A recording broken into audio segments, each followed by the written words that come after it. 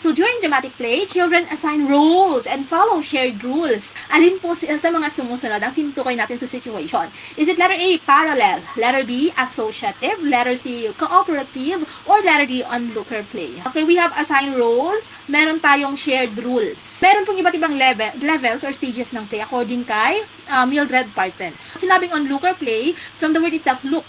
Okay? Yung bata po is nanonood lang, hindi po siya nakikipaglaro. Hindi rin siya naglalaro. Onlooker. Okay, next parallel, di ba parallel lines? So, play in parallel lines. Naglalaro sila, pero hindi sila magkakasama. Hindi sila nag-uusap or hindi sila naglalaro ng magkasama. Parallel play po yan.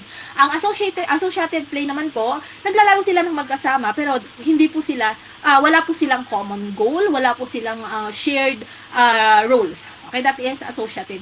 Pero kapag cooperative na po, meron na po silang shared goals. Meron na rin po silang shared roles, no? Halimbawa, naglalaro sila, okay, ako yung maglalaro tayo dito ng luto-lutuan. Kunwari, ako yung may-ari nito, ako na rin yung chef. Ikaw naman, ikaw yung natin dito, cashier. At saka ikaw naman, ikaw yung maging customer. Okay, that is already cooperative play. Nag-a-assign na sila ng roles at meron na silang goals. Okay, that is cooperative play.